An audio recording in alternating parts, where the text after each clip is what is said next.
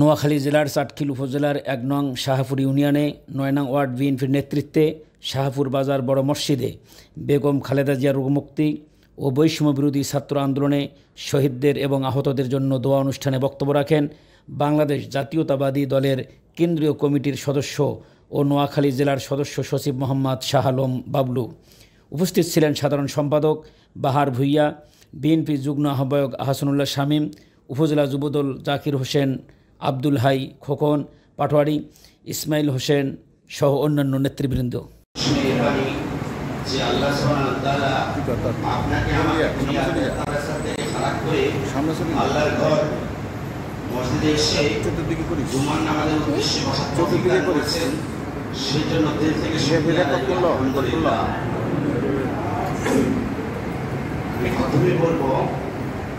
আপনারা জানেন বৈষম্য বিরোধী ছাত্র আন্দোলনে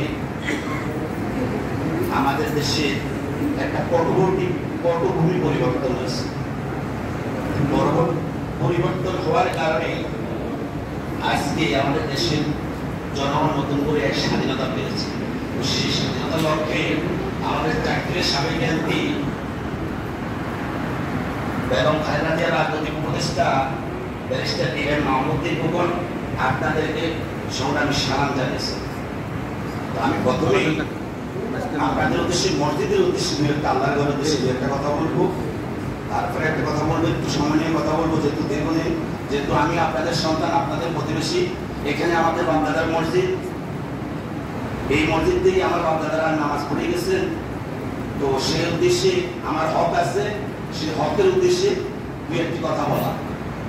আপনারা জানেন বিগত ১৭ বছরের দিনগুলিতে মসজিদে বিভিন্ন রকম নিয়ম অনিয়ম সৃষ্টি হয়েছে। আজকে প্রথমে যখন মসজিদে আসি বসলাম, দেখলাম যে সামনে কয়েকজন লোক, কোটি কয়েক লোক, তার এখন আলহামদুলিল্লাহ কিছু লোক হয়েছেন, কিন্তু তারপর আসারও ভয় নেই। যে অতীতে যেটা দেখছি যে শাহপুরের নিচতলা ভরে যে দোতলা পর্যন্ত কিন্তু মুসলিয়া হয়ে যেত। আমার শিক্ষক, আপনাদের অনেকের শিক্ষক মাওলানা শামসুল করিম মাওলানা সাহেবের মেহনতে এবং ওই যে কলকাতানগরের আরেকজন মাওলানা হযরত গোলাম মুস্তাফা মাওলানা সাহেব, আমার পস্টিকের আছে, আমরা আপনাদের কে আছে কিনা জানি না, ওনাদের মেহনতে অনেক মুসলিম অনেক লোকজন আমাদের এখানে সৃষ্টি হয়েছে। কিন্তু এ কথা ঠিক কিনা, না মিথ্যা কথা বললাম আমি? তো তারে দ্বারা সেই ওনাদের শ্রম, সেই ওনাদের গ্রাম, যেখানে অর্থাৎ আমাদের আল্লাহর মসজিদ যেখানে ইবাদতের ধরে রাখা দরকার, সেখানে বিভিন্ন বিশ্রামগুলো আমরা নানানভাবে নানান সময় দেখে আসছি।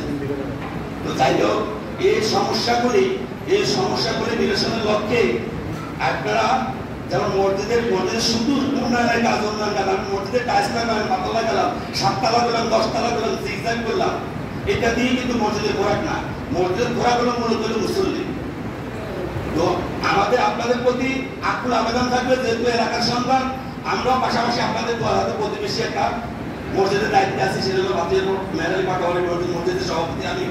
তো আল্লাহ চাইছে সেখানে নতুন একটা মসজিদ হয়েছে আল্লাহর রহমতের কারণে, হয়তো সেখানে পাশাপাশি আপনাদের আপনাদের সংস্কারেও কিন্তু আমি জানানো করেছি। এই মসজিদে ৫০,০০০ টাকা দিচ্ছি, ওই মসজিদে ২৫,০০০ টাকা দিচ্ছি, পূর্বের মসজিদে ২৫,০০০ টাকা দিচ্ছি, এইভাবে দিচ্ছি। যে আমি দিচ্ছি জানাবি, আপনার দেখে নাও। সংস্কারের জন্য আমাদের প্রত্যেকের সহযোগিতা থাকবে আপনাদের প্রতি, কিন্তু আমাদের অনুরোধ থাকবে আপনারা যেহেতু সব কিছু প্রভাবমুক্ত বাদ দিয়ে মসজিদ, যেহেতু আপনারা জানেন বিগত দিনগুলি আলেম সমাজরা কিন্তু মসজিদের মেম্বারের সঠিক কথা বলতে পারে নাই, পারছে? স্পষ্ট কথা বলতে পারছে? কথা বলেন না কেন? পারছে? আমাদের মসজিদ তো পারে নাই ইমাম সাহেব বেগম খালেদা জিয়ার নাম ধরে দোয়া করতে। আমি এখান থেকে ঢাকা থেকে কিন্তু ফোন দিয়ে আমার বলছে বেগম খালেদা জিয়ার নাম নিতে পারে নাই। আজকে বেগম খালেদা কিন্তু দেশের এই বাংলাদেশে আছে, চীনের অত্যাচারে বলতে পারে না, তিনি কিন্তু এখন এই দেশে নাই, আছে। আর ওনার পরিচয় তারা আছে, এখন তারা কিসের উপরে আছে? বিভিন্ন টাকার মধ্যে দেখেন টাকা থেকে তারা বলে যাচ্ছে বিভিন্ন টাকার মধ্যে তারা হিন্দু পরিচয় আছে। কিন্তু আমরা চাই না, আমরা সে বাবা ৭০ বছর তারা যেটা করছে আমরা সেটার বিরুদ্ধে করতে চাচ্ছি না, আমরা করবো না ইনশাআল্লাহ। আপনাদের কাছে আমি অন্তত আমার রুটিন রোজের কথা আল্লাহ তাআলা দায়িত্ব কর্মদস্ত দিচ্ছে, আমি আমার সহযোগিতা আমি চেষ্টা করবো ইনশাআল্লাহ।